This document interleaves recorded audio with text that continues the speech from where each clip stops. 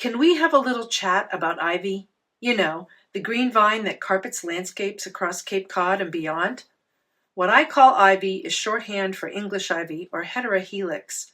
It's a tenacious evergreen, vining nuisance that grows almost anywhere except in wet places and will scramble on or in or over or under or through anything it meets. And yes, I do mean it will infiltrate, smother, pull apart, rot, entangle, pick your verb, anything in its path. In my early years, I thought the ivy that grew through my grandparents' basement wall was charming. There was a crack around the cellar casement window that the ivy squeezed through, inviting itself into the quiet, dark basement where it thrived happily. All its nourishment came from outside, so where the vine wandered mattered not. In the ensuing years, when I re-landscaped their home, that terrible stuff kept coming back, and back, like a wheelbarrow load of bad pennies. I once had a funny dog, a golden retriever mix named Lisa. Because of her difficult past, she was afraid of almost everything, including a certain dead tree with a heavy clump of ivy that dangled off one side. The odd sculpture was positioned between a streetlight and a garage door. On breezy evenings, it looked very much like a huge nodding caricature of a ghost that would send my pup scurrying to the far side of the street to avoid its scary tentacles. If you haven't noticed by now, I find ivy planted in the wrong place discouraging. And most of the time, it's planted in the wrong place. Where is the right place to plant it, you may ask? If you happen to have a multi-story brick building, ivy looks quite nice growing up the sides. You know, the Ivy League? Associated with elite universities, the name Ivy League was once a reference to football team standards set by a group of schools that had, in common, old brick buildings with ivy growing up the sides. Those being Harvard, Yale, UPenn, Princeton, Columbia, Brown, Dartmouth, and Cornell. Sorry for the departure, but I was pretty sure you wanted confirmation as to which schools share this moniker. English ivy is also called common ivy, European ivy, or no, don't plant that ivy. That third name I made up, but it's the most appropriate, in my opinion. Ivy is native to much of Europe and parts of the Middle East. I have seen it with my own eyes in the beautiful British countryside, and it always seems so romantic and magical and, yes, even beautiful. But honestly, I wish it had stayed on the other side of the Atlantic. Those busy colonists who were responsible for a lot of plants crossing the pond did, in fact, bring ivy to the New World. Once here, it ran rampant and still does, conquering everything in its path. Ivy has tough evergreen leaves, most commonly with 5 lobes, but old specimens have leaves of a different shape that can temporarily throw off even plant nerds like me. Vines can grow nearly 100 feet high, and they accomplish this with little pads called rootlets that attach to whatever they can grab. They produce nectar-rich flowers that don't look like much to we beauty-craving observers, and produce purpley black berries that the birds eat. And maybe, just maybe, the birds are to blame for the random sightings of ivy growth on my property.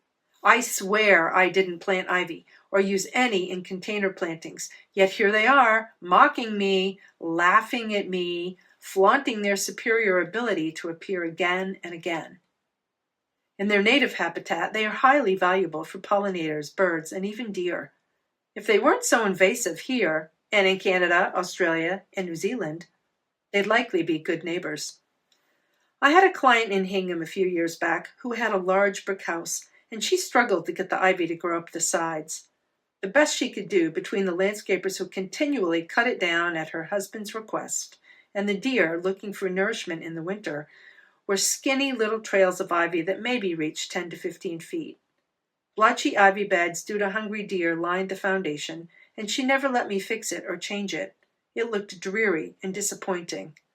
I can think of another seaside home in Chatham where ivy dominates, huge beds spawning climbers on all the trees and old walls, creating vast dead zones where the highly woven net of roots prohibit the growth of anything but more ivy.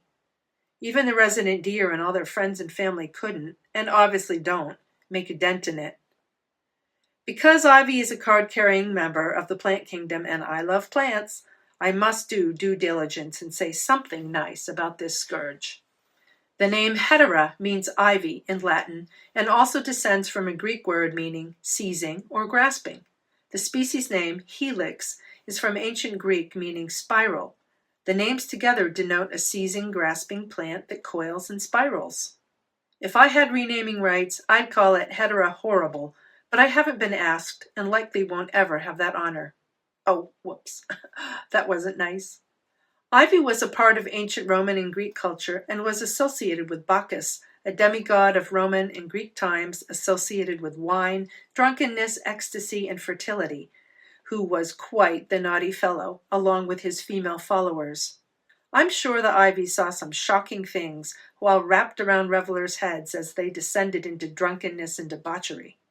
Used as a ground cover, ivy can be pretty and essentially no maintenance. It's a wonderful hiding place for rodents, too, which is also a great thing. For rodents. If you are looking for an inexpensive way to get rid of a tree, let ivy consume it, which will add weight that aids in blowdowns, as we saw in our recent winter storms. And to its credit, ivy is highly sociable and will happily grow well beyond your yard because it does not recognize property boundaries, and your neighbors will get to know it too, like it or not. Think again and again before you succumb to planting ivy. Okay? There are other lovely native alternatives like tiarella or Geranium maculatum for shady spots, or bearberry, Arctostaphylos uva ursi, or purple lovegrass, Eragrostis spectabilis, and so many others too numerous to list here. If ivy has established itself in your yard, spend some time contemplating alternatives. If you don't have any, don't plant it. A single ivy plant has been documented to be over 400 years old, so if you want to leave a plant legacy, please plant a tree instead, preferably a native tree. If your ivy patch has grown onto your neighbor's lot, maybe you can appease and entertain them by placing an ivy wreath on your head and dancing the bacchanal in your backyard. While they laugh, watch out for ticks, and don't fall into the ivy. We may never see you again.